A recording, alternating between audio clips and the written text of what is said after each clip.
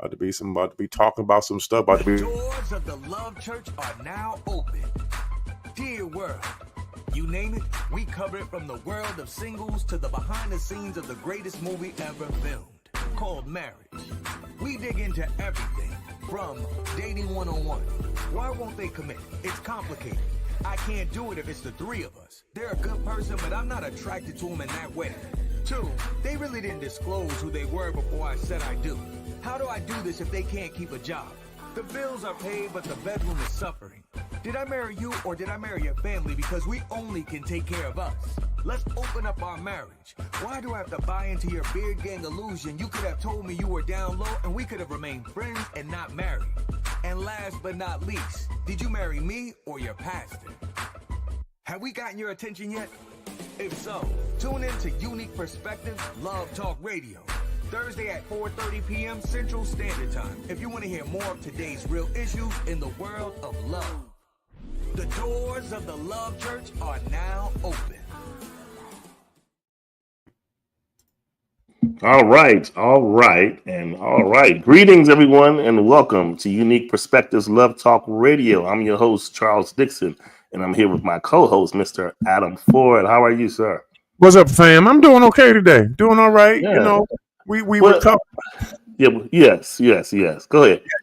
No. I was saying we were good because last week I had a cold, and I'm better now. Look, how did I catch a cold the following week?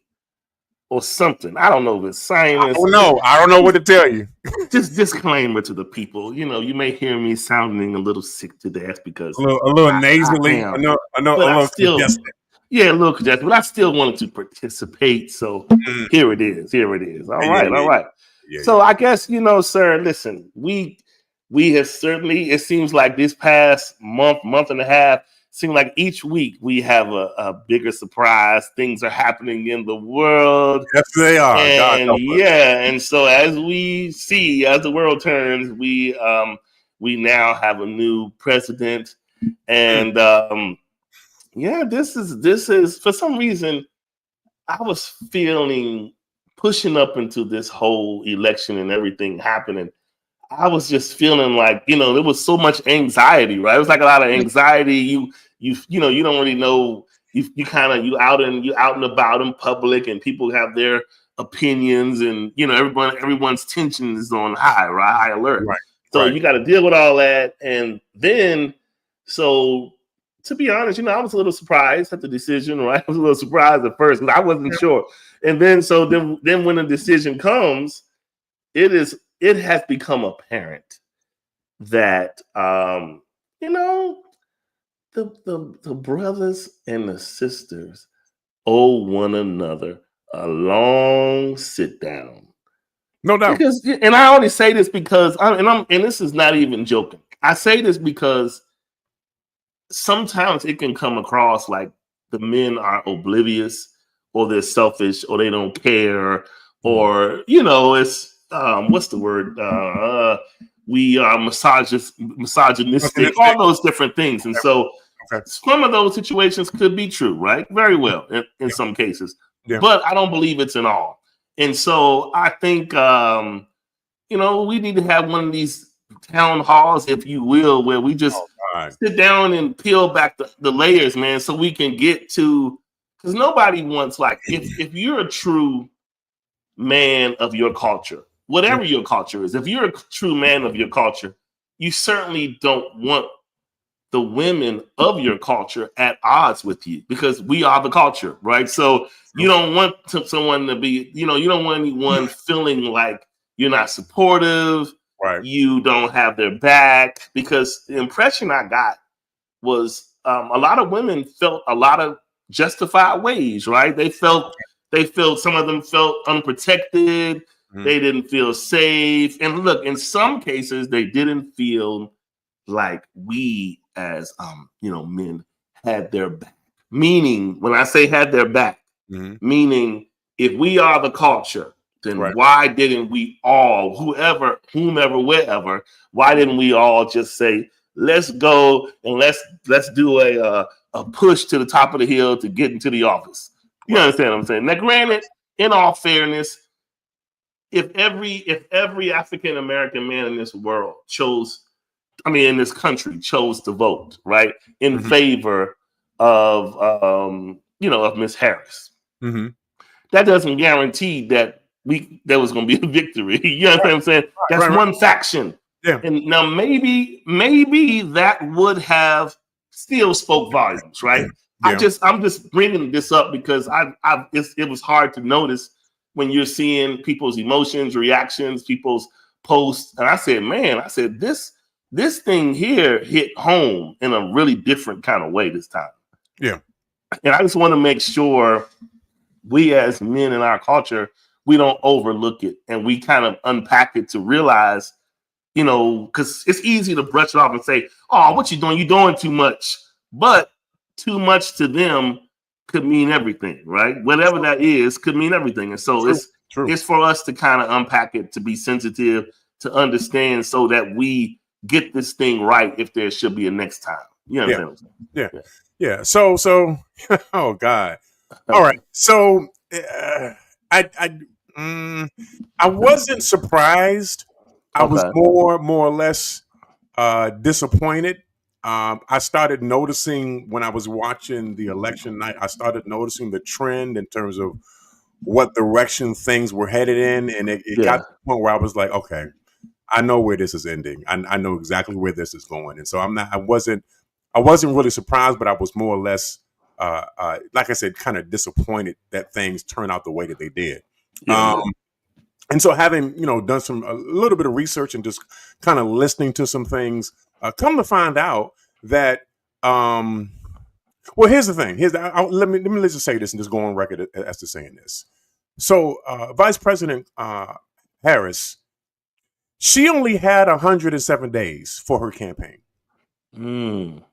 which is significantly less than President-elect Trump. He's been campaigning for re-election from the day that he got out of office. Let's be honest about that. He's been campaigning for these last 4 years and here this last year for office. And so she only had 107 days. I'm not making an excuse. I'm just stating a fact. So she had less time to do what she did. But what she did, in my estimation, was absolutely phenomenal. Yeah. Because of the fact that she was able to get as much support and traction as she did. Yeah. She only had 107 days to get this thing going. So my feeling behind this is the fact that, and I'm hoping and praying that she does decide to run again in 2028. And that this time around, she'll have all of the things that she needs to make a successful run in the next presidential election. Yeah. No. That's facts. That's all good. That's just facts. That's right. Here's the other fact that we need to pay attention to, and that is the fact that not as many people voted this time around compared to the last election. I want to say it was around 18 million less people did not participate, which made a significant impact in terms of her election bid. And I think that's something that we need to really kind of focus in on. That none of us, whether you identify as a Republican or a Democrat or independent, none of us can afford to sit out any election. Yeah. Real talk. If you want to see something happening, you gotta get in here and you gotta participate. Do something. No, that's real talk. You can't just sit by and expect things to happen on their own and then complain about the fact that it didn't go the way that you wanted it to go. Well, you didn't participate. Yeah, no, that's fact. What are we gonna do with that? There's nothing we can do with that. You got to actually get involved with this whole process. So again, I think there are a couple of things that we need to kind of look at and just kind of recognize. And I'm not going to go any further with this, on at least on that end. I'm sure there's things that you want to talk about. But I think the other thing that you're referring to, Charles, is the fact that women now are feeling, like you said, unprotected, unsafe, and I get that. I understand that. And so I just want to reassure those that are listening that we got your back for real. Yeah. I know things did not go the way that you wanted them to go. I can definitely understand and appreciate that, but understand that regardless of what happens on that level, us as men, we're going to have our women's back. Yeah. No, and that's a perfect segue into just the point of the ending point of just us making sure that this is the time that we this is the time in life that we need not be opposing to one another. We have to find a way to make a way so that there can be what it is, because this, all of what good does it do for us to identify as a people, but then move divided? Mm-hmm. Like if we are who we are, let's sit down and iron out these things, because I'm sure there are tons of legitimate gripes and reasons to bring up to the table, right? There's no secret. Men have done their share of things. Just as men can say, women, you did this, whatever. We sit down and we hash these things out as a culture and get to a good place so that we can begin to chip away at the rebuild in our own culture. You know what I'm saying? Yeah, because I think for so long that we have not really had an honest conversation about things. Yeah, and really telling the truth about some facts in terms of how we relate or how we don't relate to each other, how we don't talk to each other, how we don't disclose where we really are. And I think that comes from a fear of being vulnerable and people exploiting and taking advantage of your vulnerabilities. I think it's important that if we're going to really support each other, then it's going to require an honest conversation so that I know where you need the support. Wow. I can support you generally, absolutely. But I think there's something to be said for us being able to support each other in those specific areas where you need the support, where you need to feel supported. But that support doesn't come without a conversation. So at some point in time, you have to let down your walls. You have to let down your guard, and you have to allow me in so that I can help you feel protected, so that I can help you feel as though nothing's going to happen to you because I got you. Yeah. You know what I'm saying? And so it's like when we all go to the urgent care emergency room, you don't just show up and sit in the seat. The first thing they ask you, whether you're a man or woman, how can I help? In other words, what's hurting you today? Yeah. And that's where we start. Yeah. Maybe we call the show the triage. But anyway, the triage room. You come into it, and let's start with, how can I help you? Where are you hurting? Yes. And we have those conversations because men are hurting, women are hurting, and the whole nine. So we got to get into that and go from there, man, and just work from there. But, because I really do believe that it's important that, again, in a general sense, yes, I want to absolutely support you and help you. Yeah. But it's important that we get some specificity in here. It's interesting because going to the doctor, in order for them to come up with a correct and explicit diagnosis for your issue, they have to ask specific questions, which means you have to give specific answers to these questions, which means there's going to be a degree of vulnerability and exposure that comes because of the fact that in order for you to get at the problem, I have to open myself up and show you exactly where it hurts. I can't just say, you just can't ask me, how do you feel or where does it hurt at? I hurt all over. But that doesn't help. We're going to be here all day long. You talking about you hurt all over. You know what I'm saying? But if you can tell me specifically that your knee hurts and that it's swelling and that the reason why it's swelling is because you fell on your knee, then I can help you better. I can get you something that can take the swelling down. I can get you a painkiller to help alleviate the pain. But again, if you leave it in a very general way, and you're not specific about what the issue is, then we're gonna both be going around dancing around, trying to figure out what's going on. So we got to be specific with this thing. No, that's what's up, man. Yeah. All right. Okay. So we don't stop this. We're gonna be preaching on this all day. Okay, let's pivot. All right. Now today's topic is basically we're discussing the behavioral truths of love. And somebody may say, what does that mean? So basically, the word I love you carries so much weight, right? So much emotion, so much. I mean, the whole mirage picture in the desert, the whole thing is built off I love you, right?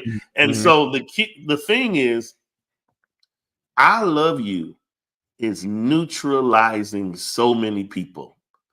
And when I say neutralizing, it is neutralized means to pause you, right? You're being paused, and there's nothing wrong with being paused when it's authentic and it's for good intent.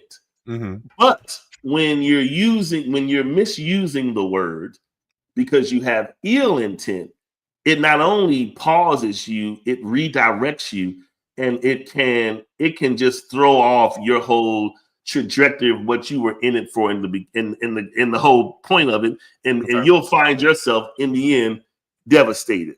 So the point of this show is to kind of peel back some of these layers and try to identify.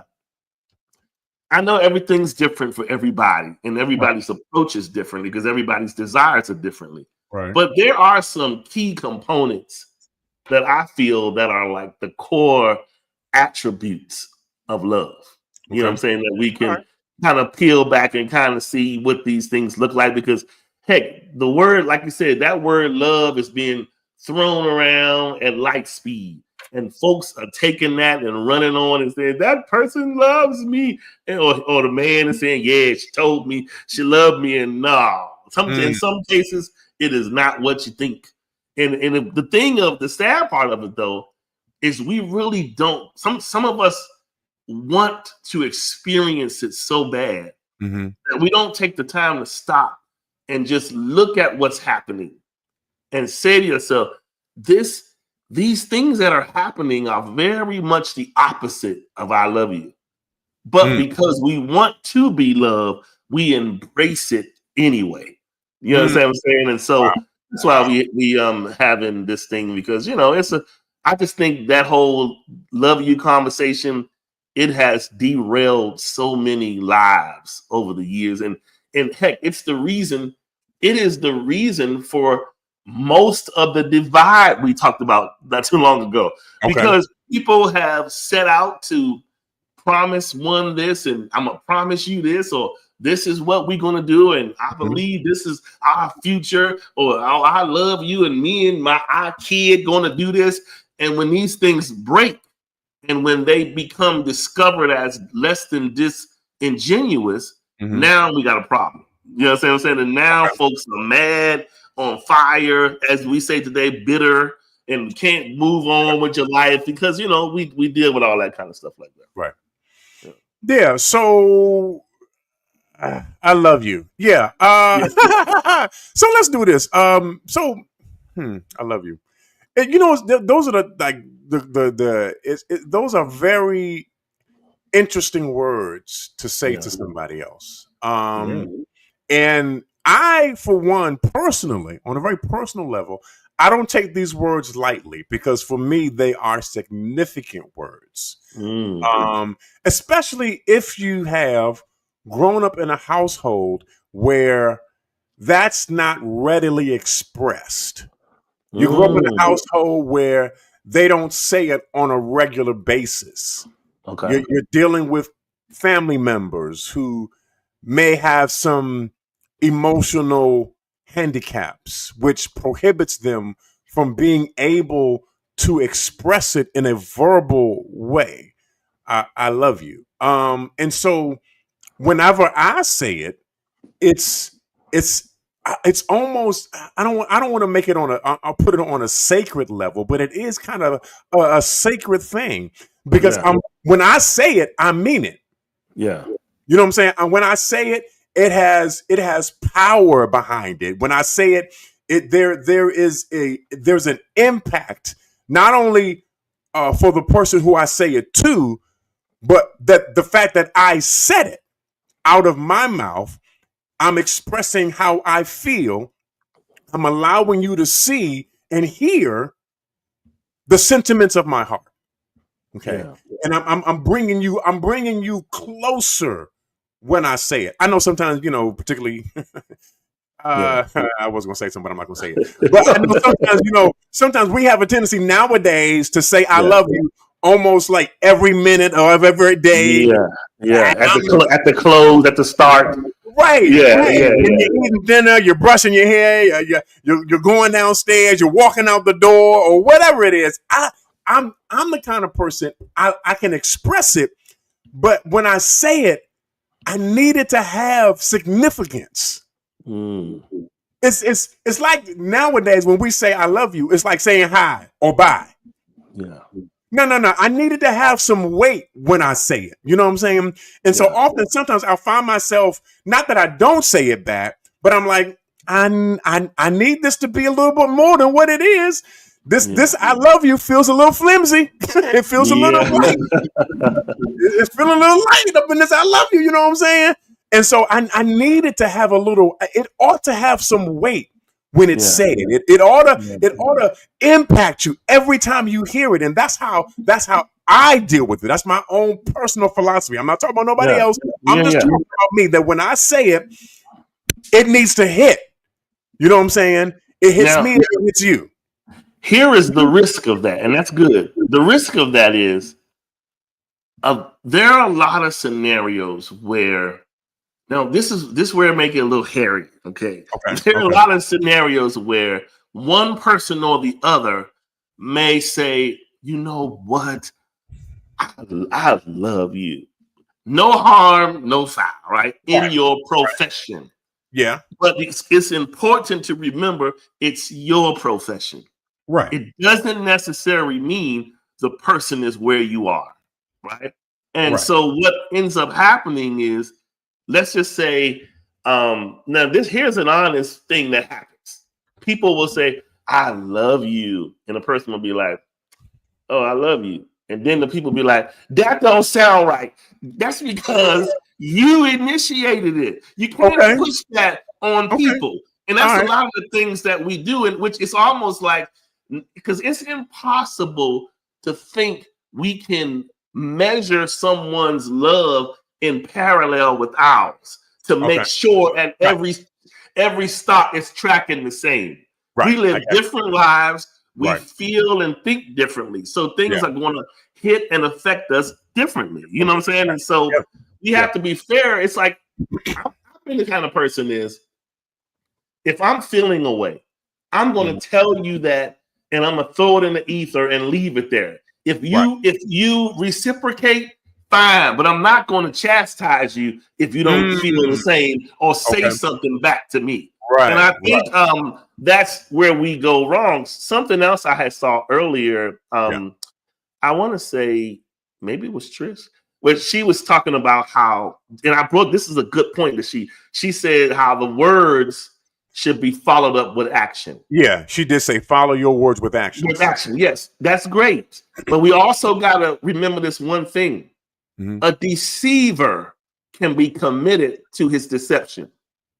And he can tell you something and follow through just how he knows you want to hear it. Okay. So that doesn't define genuine love. Someone genuinely loving you, you are going to the reason why I feel people will know it. Yes, it's action.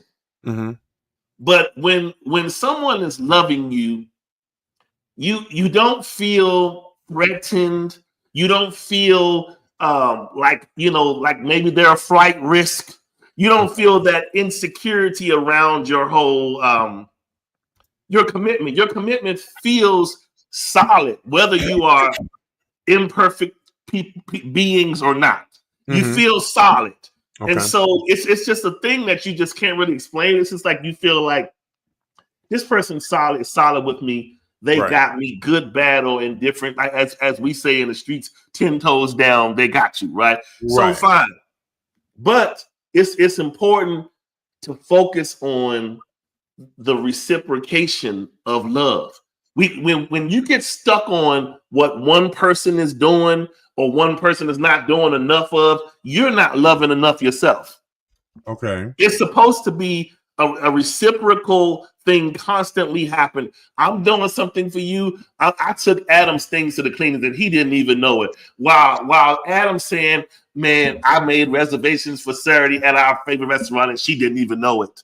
There are things happening in tandem on behalf of one another. Right. But you're not doing them looking for some kind of payback or reciprocation just to you.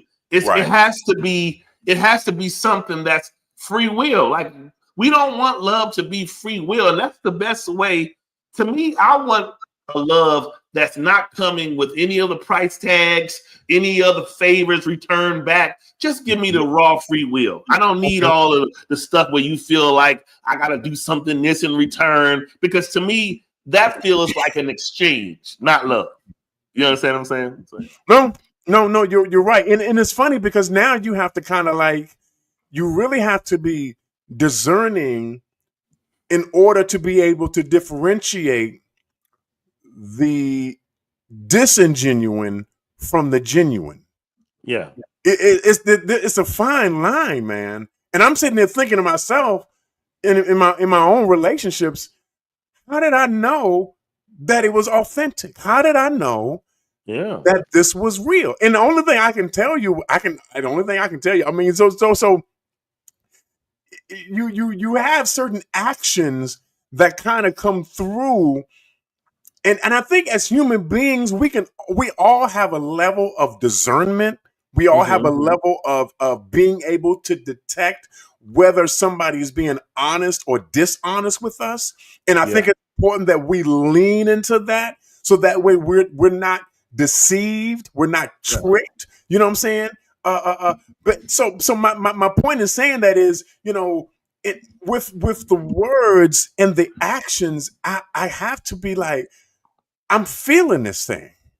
I'm really feeling the love coming from this person. I'm feeling the love from my wife. I'm feeling it. And it's not just it is what she says, but it also is what she does. And I've always been a proponent of saying that it's not just about what you say and what you do, but it's about what you say and what you do. So it's not either or, it's an and.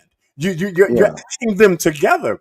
And I believe when you put these things together, then you walk away with the composite of what love, real love, looks like. It's both. You know what I'm saying? That I'm saying it out of my mouth, but I'm also following up with the behavior.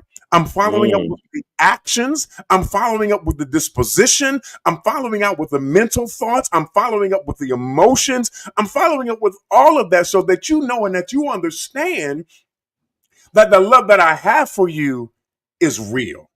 That it is the real deal thing. Now, here's the whole thing about the whole reciprocal thing. It's never. It's okay. So I'm gonna tell a story, and I'm probably gonna get in trouble for it, but it's okay. I'm probably gonna get in trouble, just in case. If she's online, I don't know, y'all. Y'all might have to help me. I might have to buy a ticket tonight to yeah, for sure. So check this out. I remember in the early dating process of me and my wife. I'll never forget it because it's the funniest thing. She was leaving, and I was leaving. She was going away to a car or something like that. And I blurted out, because this is how I was feeling. I blurted out, okay, I love you. But I didn't think about it. First time saying this? This is the first time saying it. Okay. This is the first time saying it. And I think at that time we had only been dating for maybe, it might have been 2 or 3 months. It might have been, but I guarantee you when she get home, she's going to recite the story verbatim. And she's going to tell me exactly what happened, okay? Because that's how she like to remember things, okay? Because she's perfect in the memory thing. And so I remember saying, I love you. Yeah. And she looked at me. She didn't say anything. She didn't say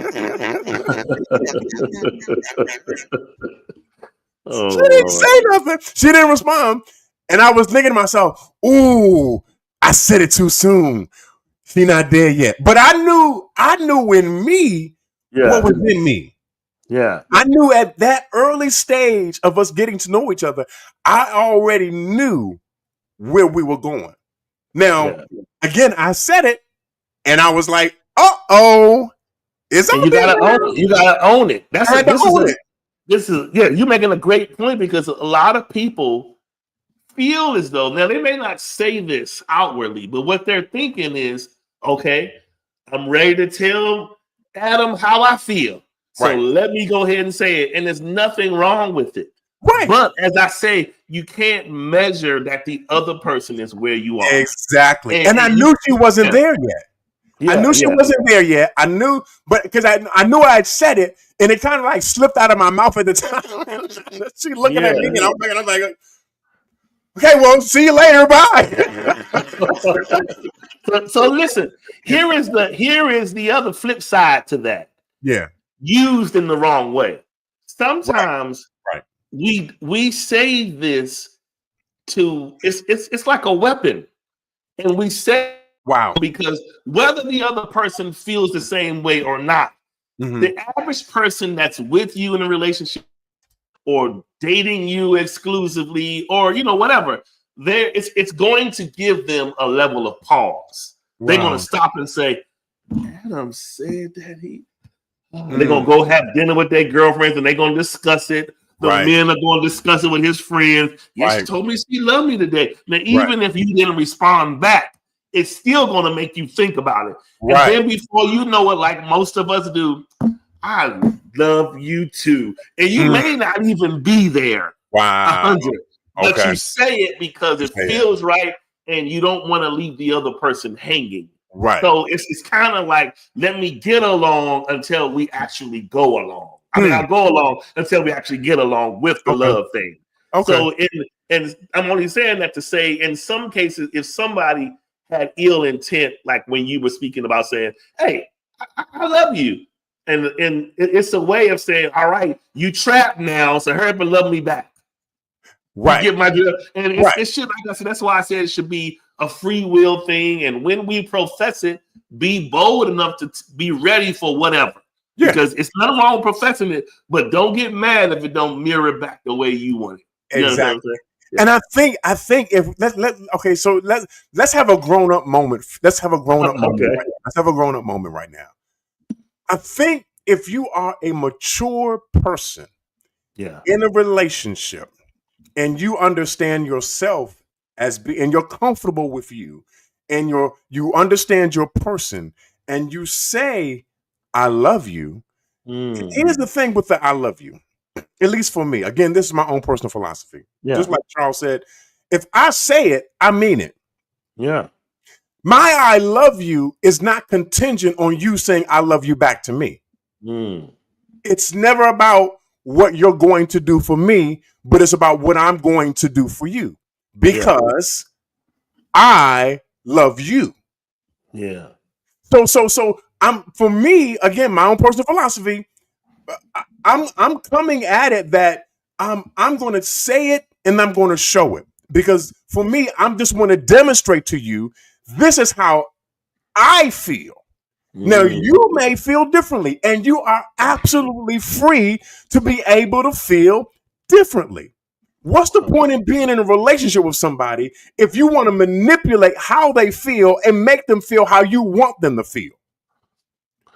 What's the point of being in a relationship? And I understand that we have taken I love you and we have weaponized those words. We use those words as a fulcrum, as leverage to manipulate the person to get them to do what we want them to do.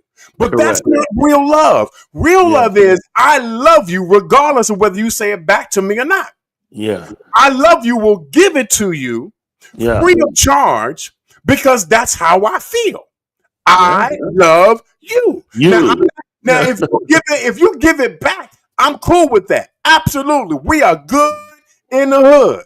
But if you don't, here's the thing about real love. If you don't give it back, it's still good. And I think this is a point of growth. It's a point of maturity. Now, the ideal is, yes, we are exchanging this love between each other. But real love says, if you never give it back, If you never return it, if you never come back in my direction, if you never fix me breakfast again, if you never take me out again, if you never fix me dinner again, if we never go out on another date, if we never go out on another vacation, you get what I'm saying? So my love is not contingent upon your love. Yet when you give me the love, good God from Zion, it's a party up in here, okay? It's a party, okay? That's all I'm saying. So my love is real. My love is real. And yes, the love should come back. But if it doesn't come back, I'm still good. And here's the thing. If it doesn't come back, it doesn't mean that I'm going to love you less. Oh, y'all don't like this. I told y'all that we got to grow up. This is a grown-up moment. Because real grown-up people, real grown-up men and women say, I love you, and don't really have to get it back. Yeah. Because now you're talking on some good track. Because now, like you said, we have a way of weaponizing I love you, because I love you for one person means I'm putting this out here to set the timeline to what I want. Mm-hmm. So we say I love you, even if we don't feel it all the way or really understand where we are with it, but we say it because this marks the moment that I can track what should happen according to me with you. Yeah. So that's why it's important, like you said, if we being grown up, let's not play these games, because here's another part of it. When you get to a certain age or when you're in a certain bracket, not everybody's reason for partnering up or getting married is being head over heels in love. True. Some people clearly see it as a connected business. And we need to be, I need a partner because partnership works well for my life. Because I'm going to be honest with you. In my vast Robin Hood travels of life, no kidding, I have probably came across, if I had to do a percentile, I think a lot of people just wanted a body in their bed and not necessarily a partner. Right. And I'm talking about the whole responsibility of a husband is a total different thing than saying, I got somebody to say I do, and they supposed to come be with me every night. You understand what I'm saying? I mean, it's so much more to marriage than just somebody committing to be responsible with and for you. Yeah. And now financially, there is you can get my drift, or financially, the way you live, all of those things now are afforded to us, right? And so at the end of the day, we gotta be real serious with this thing. If love is not your bar, then say that, but don't play and say it's love. And if it's not really love, if you just want a partner, if you just want a roommate, if you just want to get married because we get these kind of breaks, say that first. Rather than going through this, oh my God, I told my family. You don't really feel all that. You just want the connectivity of the thing, but you don't really want the work of it, because marriage is work. It is. To keep it going, it is work. It ain't nothing easy to just take lightly and move on. So when you do it, you definitely need to do it with a convinced mindset that this is where I want to be. Right. And I want to build with this person. Yeah. Good, bad, or indifferent. You know what I'm saying? Yeah. So here's the thing. So at least in my estimation, love is the love is sugar. It makes things sweet. Yeah. Marriage is work. Okay, it's definitely work. You have to work at it every day. As a side note to that, there are things that we do. Turn the light on. One second, keep talking. Go ahead. Because you like you in the dark right now. So love makes things sweeter than what they are. So when I add love to my relationship, it makes that relationship sweeter. When I add it to my marriage, it makes my marriage sweeter. So here's the thing. As much as I have responsibilities and things that I need to do as a husband, I don't do them just out of obligation. I don't do them just because they are my duty. I do them, number one, because I love you. It's that simple. I do what I do in my marriage, in my relationship, because I love you. Again, love is that honey that makes it sweet. Okay. Now, if you extract the love from the marriage, and if you extract the love from the relationship, now we're just performing functions. If we extract that honey from the marriage, it's all the motion without the emotion. We're just doing things now. We're just performing wifely duties. We're just performing husbandly duties. There's no sweetness. There's no juice in this. This is the reason why couples get divorced, because the love has decreased to such a level that this place that I'm in is no longer a sweet place. Good God from Zion. Man, I don't want to be in a relationship where ain't no love at. Yeah. I don't want to be in an associate. I don't want to be in a marriage and ain't no love there. Yeah, no, that's real talk. That's like eating candy that has no sugar in it. What's the point? It's a sugarless, sweetless, honeyless existence.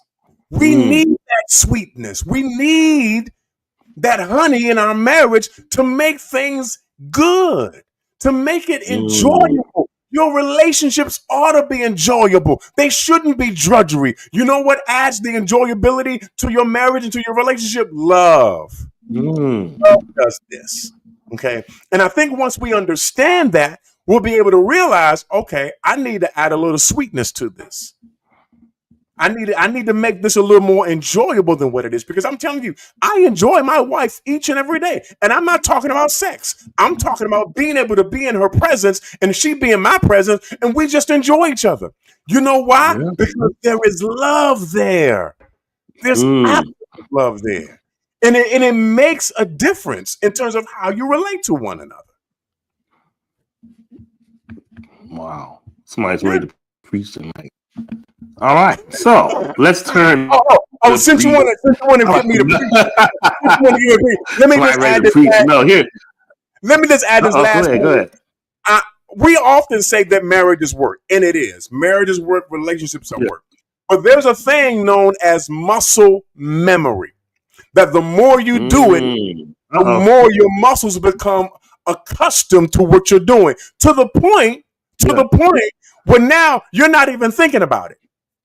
It's muscle memory now. The work is muscle memory. Yeah, at the beginning of this marriage, at the beginning of this relationship, there was work. We were doing what we needed to do to make this thing work. But now that I've gotten to this place in our marriage, it's muscle memory. I'm just doing it because I need to do it. Because my muscles are remembering to do it. It's love on autopilot. Yeah, to a degree. Now, part of the issue with that is the whole autopilot thing is that sometimes we forget that we're on autopilot. Yeah. And, we forget every now and then, take it off autopilot, re-engage. Oh, y'all don't like this. I'm going to let it go. I ain't going to say nothing else. But guess what, though? Here's the thing. When let's take it to the financial. When we are on auto pay, that's a big flex. You're saying, I'm trusting my financial responsibility to to let auto pay do what it does, which in a good setting makes you feel good. The problem is when we decide to opt back out. Now we're bringing the pressure back to self.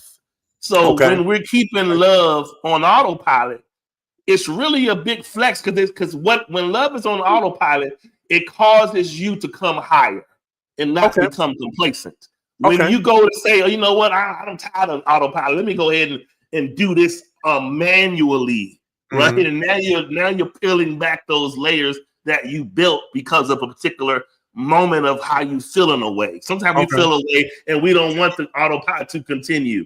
But it's always best to let the framework of what you both established, let that be here. Let that always be here. And then even when in your moments of imperfection and you may falter here and falter there, you have something to aspire to get back. You know what I'm saying? So let me just add to this. Let me add to that this little thing.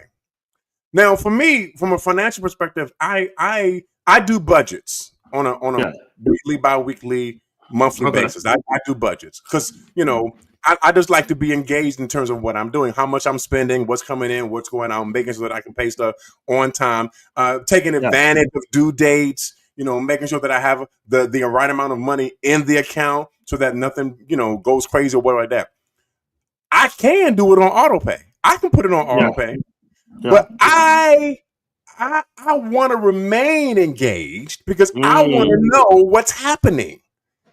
I want to see the money coming in and I want to know where it's going out to. So in order for me to do that, I remain engaged, which means I have the ability within the structure of my budget to pivot depending on what the circumstances are. I have the ability to make a turn or make a change. I take my budget and I make it flexible. If you're on auto pay, it's not flexible. You're stuck with that particular amount on that particular day. You do what you got to do.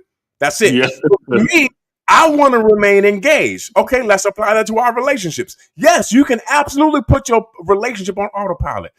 But yeah, if that's what you want to do, that's cool. But I think a large part of us are experiencing a degree of boredom and interest because we are on autopilot, because we have not engaged. We got engaged, but when we got married, we got disengaged. Now, the question is, are you going to re-engage the person that you're with? Re-engagement means you have to make a concerted effort to participate in whatever this process is. Re-engagement means I'm no longer sitting on the back row. I'm on the front row. I'm actually in your face, and we're having a direct conversation with one another. Re-engagement means it's not just about what I did 15, 20, 25 years ago, but it's what I'm doing today and what I will do tomorrow. We get engaged and then we get disengaged. We got to get re-engaged. So my re-engagement with you is that I'm loving you on purpose every single day. Now, how does one ensure that this purposeful love is, now, before I say this, it's being reciprocated? Because like you said, you can feel that way. Right. But it doesn't necessarily mean the other person is there with you. Even though you can be as compassionate as all outdoors, and they'll be like, "Oh my God, you're smothering me." I'm just making an example. It happens, right? I mean, I think you could never go wrong if you have a man that's committed to loving you within a marriage, because he holds the responsibility of the order, right? So if you can never go wrong with a man loving you, but we know too well about situations where over time, when somebody's not feeling that love reciprocated, it begins to deteriorate, and then next thing you know, things get to moving around. You know what I'm saying? When people are not getting what they feel they need. And that's a real thing. That's a real thing. And I think, again, so I think Charles, a lot of that is attributed to the fact that we're not engaged in the process. We're not engaged in the relationship. We're not engaged in the marriage, which means there's going to be a deterioration of the relationship, of the marriage. There's going to be a deterioration because you're not engaged. If you're not participating, if you're not investing, if you're not giving, if you're not sharing, if you're not disclosing, if you're not divulging, then that thing is going to deteriorate. It's not going to be able to sustain itself. It can't sustain itself. You have to be the one to participate in this process. It can't just go on by itself. You got to participate in this. You know what I'm saying? So so the thing about the love not being reciprocal, that's not a good place to be in, where you're giving all the love, but the other person's not giving anything back. That means there's obviously a disconnect between me and you. And somewhere along the lines, there's a disconnect. We're not on the same page in terms of how our relationship should function. We're not on the same page in terms of the dynamics of our relationship. So we need to have a conversation about what is not happening. Okay, everything else is happening, but what's not happening is you're not giving me the love. Now, again, I already said that when I give the love, I'm giving the love. I'm not necessarily returning. I'm not necessarily looking for a return on it. But at the same time, I don't want to be that guinea pig that's on the tread, that's on the wheel, spinning and not going anywhere. Yeah. You see what I'm saying? Yeah, and so now I need that. We need to sit down and talk about this because I'm giving it, and I love you, and I want you to, and you know that I'm giving it. That's the thing, though, right? So you know you're not giving it back, and I know you're not giving it back. Who are we fooling here? Who are we fooling here? Come on, man. You not. I'm giving it to you, but you're not giving it back to me, and I know you're not giving it back to me, and you know you're not giving it back. Yeah, exactly. You're not giving it back.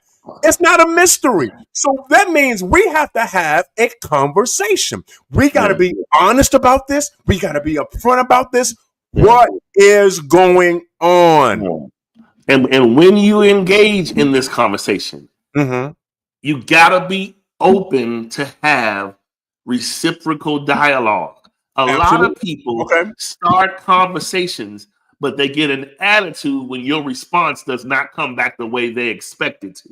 Ooh. So when you're having these conversations, you can be boisterous and say whatever you want to say, but be open to when that person is coming back with what they got to say. Don't say nothing like, wait a minute, I'm not talking about that. No, let it be open. Let the person, you be heard, I'm going to be heard, you speak, I speak, and then we an assessment after that. But it's too many instances of us calling ourselves wanting to have a come to Jesus talk. We done already had a private consortium to Jesus ourselves, and we expecting your conversation to mirror that. That's not communication. That's not real communication. That's control. Yeah, you know what I'm saying? Yeah. Because it shouldn't be that that I have so much control over you that I control how you respond to me. That's not a relationship. That's a dictatorship, if you will. That's an authoritarian dictatorship. That's not the type of dynamic that I want in my relationship. I want it to be that when we have a conversation, you feel free enough to say what it is that's hindering you in terms of giving love to me. We need to have an honest conversation. And like you said, I need to be able to accept what you're saying. I need to be able to listen to you. And here's part of the thing. We've talked about this before. That communication is not just about talking, but it's also about listening to the other person, listening to what they have to say. And not only just listening to what they have to say, actively listening, but validating what they're saying, because this is what they are coming to you with. This is what they are disclosing to you. This is what they are divulging to you is the issue. Now, for me to want to have a conversation and try to control you to the point where I'm controlling how you respond to me, then when you say to me what you need to say to me, but then I don't regard what you're saying to me, it's as if I'm just dismissing you. No, I don't think that's it. How you tell me what the problem? I'm trying to tell you where I am. How is it that you're not listening to me? You're not paying attention. You just want what you want, but you don't want to listen to what I want in terms of where I am for real. That's it. And that's primarily the issue is like you said, the person is not willing to listening, but they're saying to you, I don't care. What I feel is louder than what you're thinking. Wow. What I'm over here feeling is loud. So I need you to listen and understand it from my side only. Right. My side is more heavily valued. You know what I'm saying? And so, you know, one other thing I've learned is in not only my own relationships throughout life or just relationships I have witnessed, friends, family, whomever, one of the worst things we can do is attempt to love someone that we are in debt to. And when I say in debt, I'm not talking about just money. That's an aspect. Yeah. But you'd be surprised how people will hold a debt of something you owe them over your head the entire relationship. Oh, Right. you owe me more of this. You owe me a little more of that. And that's a relationship where you don't have a component of forgiveness.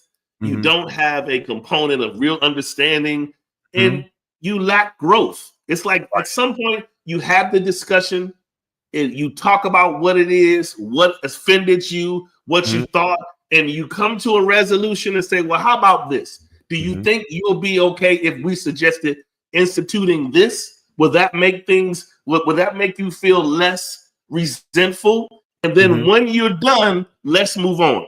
But when you end up with people for years and you are indebting people because you feel I am this person, and I believe I'm not going to release you emotionally until you do this. Wow. And I think that's a bad position a lot of relationships are in. We are with people we said we forgive, and we haven't forgiven them. Right. You know, we are with people that we are carrying a whole bunch of resentment, but we still with them. We are with people that we know don't love us, but we still are convincing ourselves we can get them to love us, right? Wow. We know, okay, listen, I'm going to break this down really quickly. I'm going to say this. All right. You touched on something earlier. Here are some of the key aspects of love behavior, and I'm going to go through real fast. Yeah, physical affection, hugs, kisses, cuddling, hand holding, patting on the whatever. All physical. I'm not going to get too fast. Active listening, paying close attention to what your partner is saying and showing genuine interest in their thoughts and feelings. Emotional support, offering comfort and reassurance when your partner is feeling down, validating their emotions, like you said, and being there for them. Quality time, making time for meaningful activities together, whether it is a shared hobby, a conversation, or simply spending time together without distractions. Active acts of service, doing small things to help your partner, like running errands, cooking meals, or taking care of tasks they might not have time for. A couple more. Positive affirmation, expressing appreciation for your partner through compliments and words of encouragement. Respecting boundaries. Then we get into the key now. Honoring your partner's needs and opinions, even if you disagree. And giving them space when necessary. Commitment, demonstrating a long-term dedication to the relationship and making plans for the future together. And lastly, open communication, sharing thoughts and feelings honestly and openly, and being willing to have difficult conversations. So I'm not saying this is the law to love, but it is the strong framework.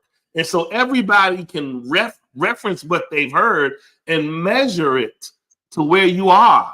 And that's your grading system, right? It lets you kind of know where things are or where they're not. But we need to stop being in denial and playing with words simply because we like it and it feels good to say.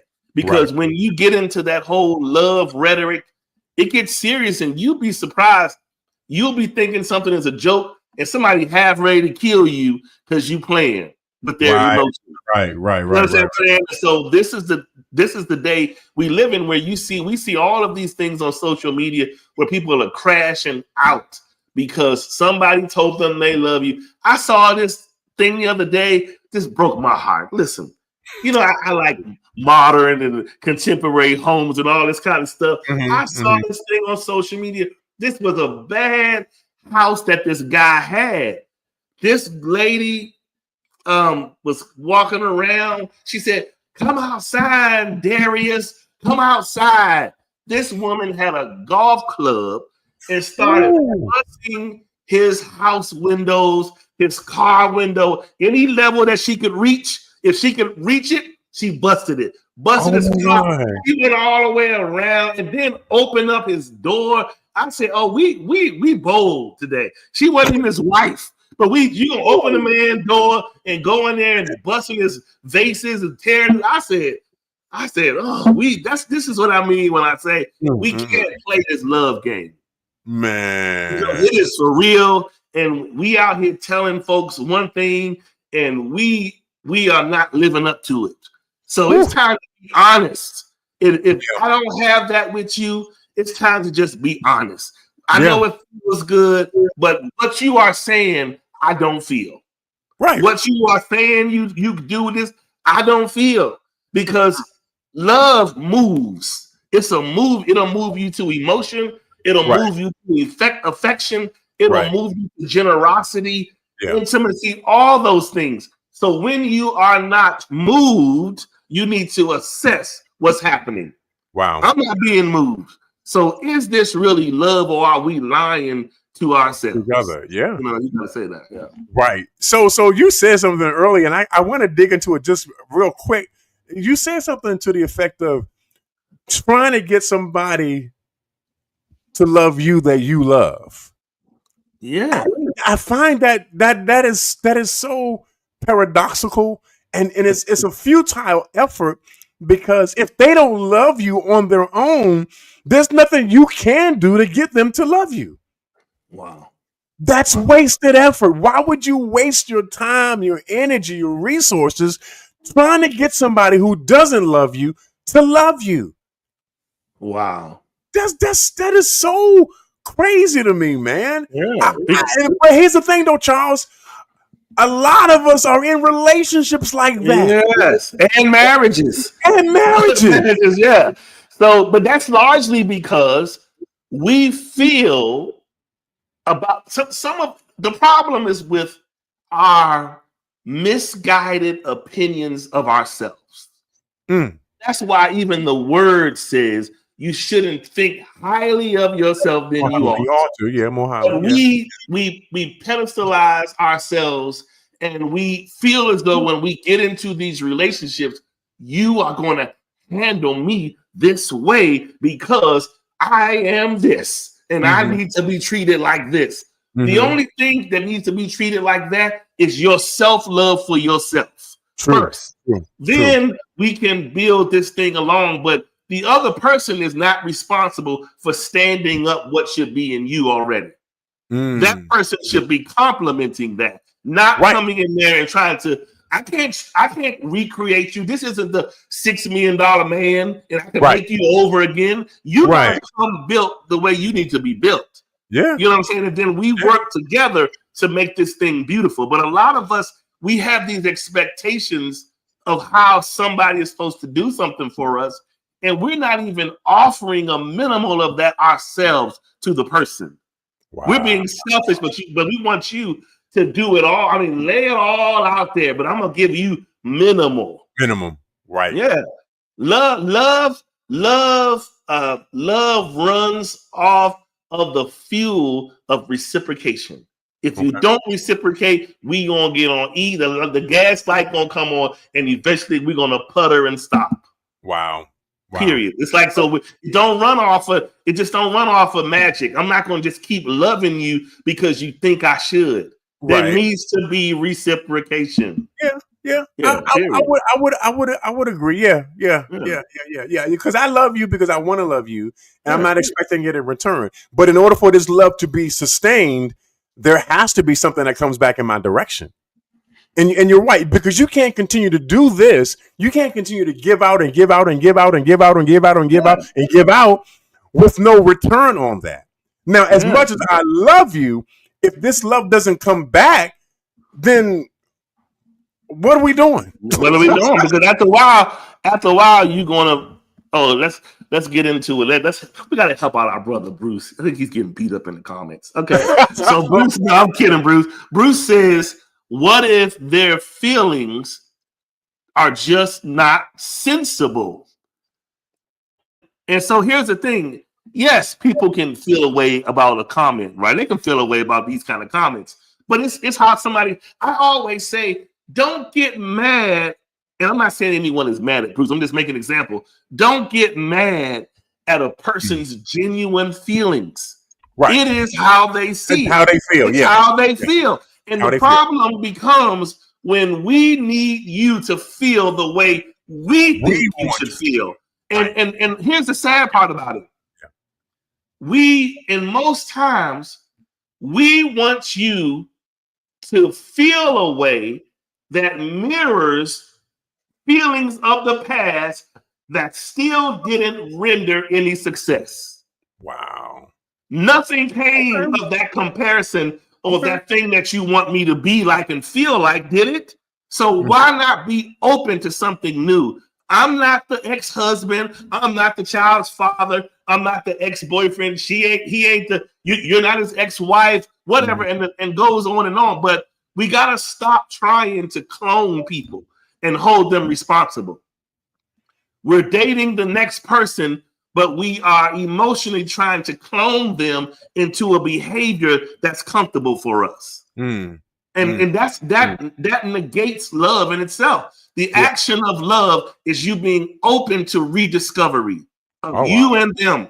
You can't just go into this feeling like this is going to be this way because I'm used to it. You ain't used to it because you're alone currently. You're not used to it. You like it. It's suggestive. It feels good, but you are alone. You're alone. And you don't build up something that's not currently in existence. You got to take it for what it is. And so this is why I say love, if you really, really want love, you got to be open to rediscovery of you and of the other person. And you have to do it in a non-judgmental way. Yeah. People don't open up to people because we so judgmental. And the sad part is we're leveraging the judgment against dysfunction. Wow. What we're leveraging it against it's fallacy. A failed this, failed that. Why are you even bringing that into it? You can't tell me about what somebody did or did for you or treated you. Where they at? They gone. They gone. They're not here. That conversation out of it. Start anew. Start life anew and build from where you are today.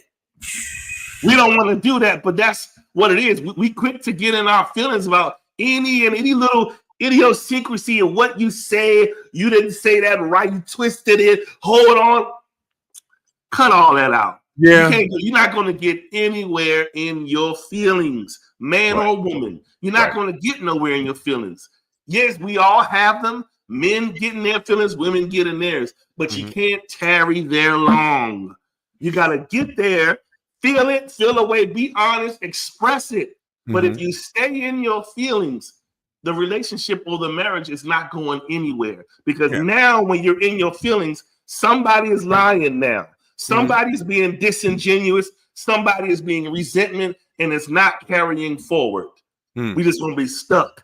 So we got to be honest. When I can appreciate when somebody, look, you're going to yell at me, scream. I can almost appreciate it.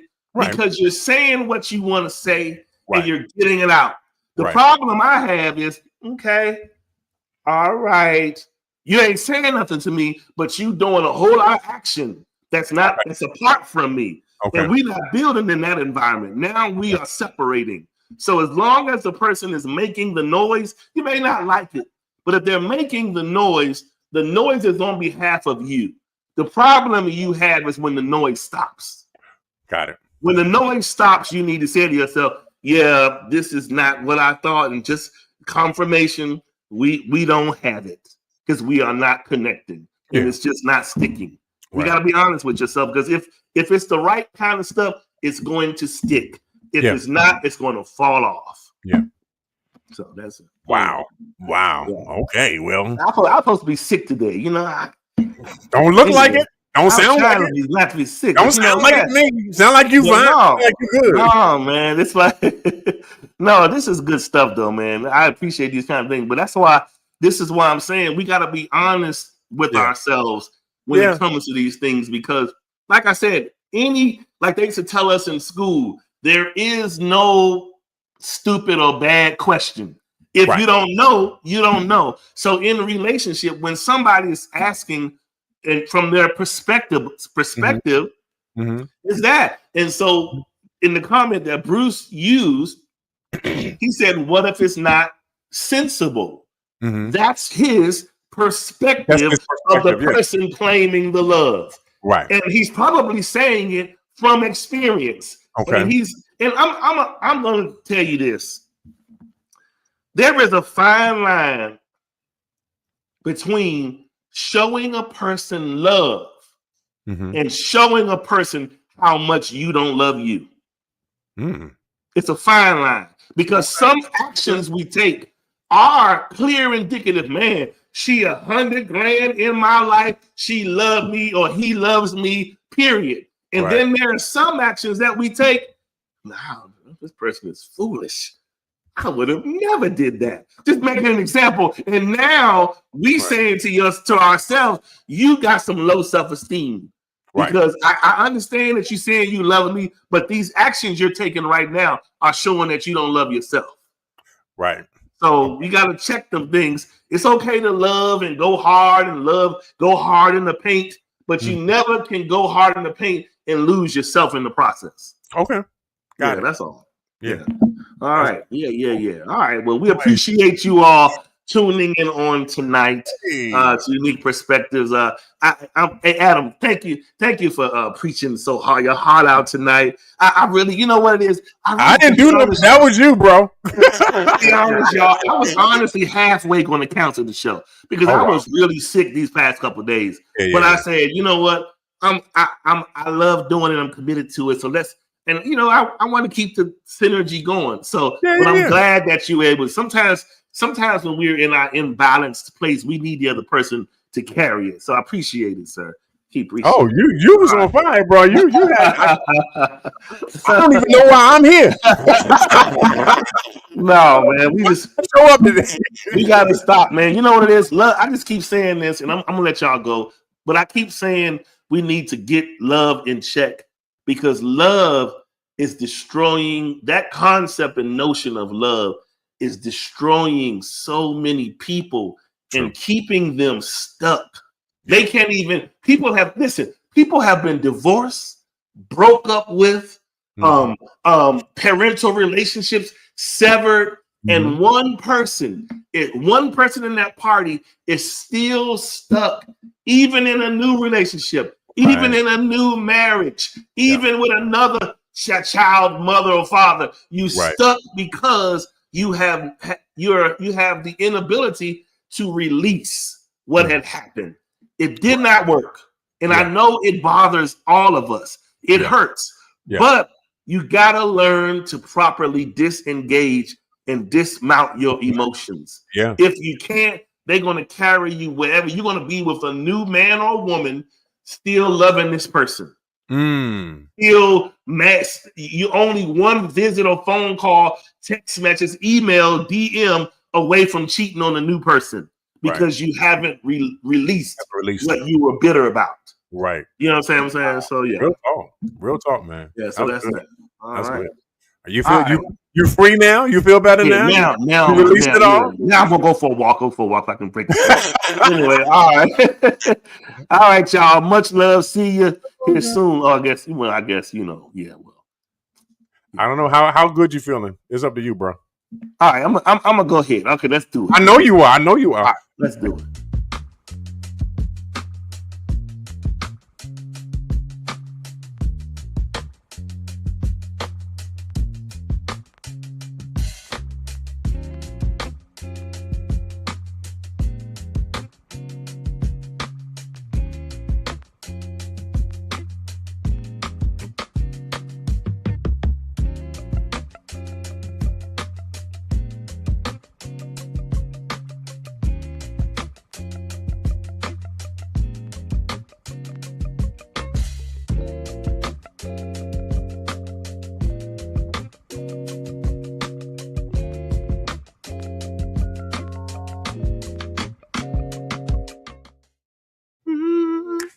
Man, that joint be jamming. But anyway,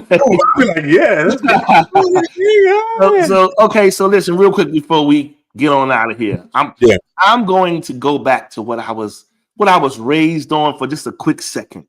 All right, and I'm going to speak on something.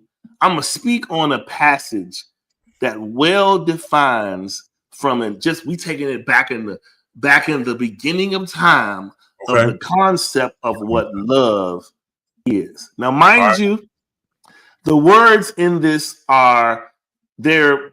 The word charity is in place of love, but I'm going to modernize it for you so we can understand it. Okay, so we all right. All right.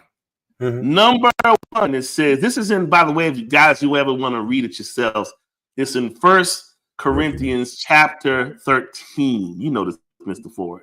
But anyway, is, though I speak with the tongues of men and of angels and have charity, that means love, I am become as sounding brass or a tinkling cymbal. Although I have the gift of prophecy and understand all mysteries and all knowledge, and though I have all faith so that I could remove mountains and have not love, charity, I am nothing. All right. And so, and though I bestow all my goods to feed the poor, and though I give my body to be burned and have not charity, love, it profited me nothing. Okay, so now here we are with the love. It says charity suffereth long. So love endures. That's and is kind, and love envieth not. It's not jealous. Love vaunted not itself. It's not flexing on the gram. It's not puffed up. It's not making projections that you can't deliver expectations on. Okay. So it does not behave itself unseemly. It's not toxic. Speaketh not her own. It's not controlling. It's not easily provoked. It's not evil agitated. It thinketh no evil. So that means it's not trying to manipulate you into a trap. Rejoiceth not in iniquity, but rejoiceth in the truth. Like it gets love is a person that wants to support you in high praise. All right. Beareth all things, believeth all things, hopeth all things, endureth all things. Love never fails. But whether there be prophecies, they fail. Whether there be tongues, they shall cease. Whether there be knowledge, it shall vanish away. All right. So these are the pillars of love. You can make out of them what you want, but that's where we get love from. The best example of that being of our Lord Jesus. All right. Now, all right. Anything you have to say, Mr. Ford, before we get on? That's a perfect way to end the show, man. That's on point. That's on point. Yeah, that's it.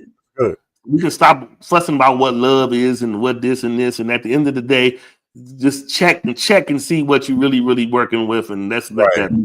Yeah. Because, like I said, you know it. It's time to be honest with ourselves. If we feel love, we feel it. Right. If we don't, talk about it. It doesn't mean it does. It doesn't mean it's not present. Sometimes it's on pause because it's in his feelings. Right. One person is actively moving forward. The other person then stop because you didn't say you didn't apologize. Yeah. So it could be anything.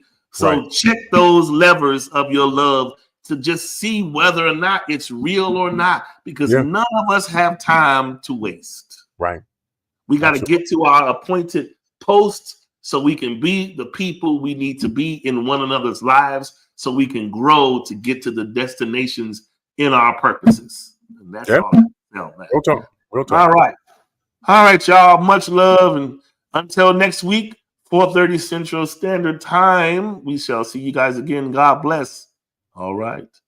Peace.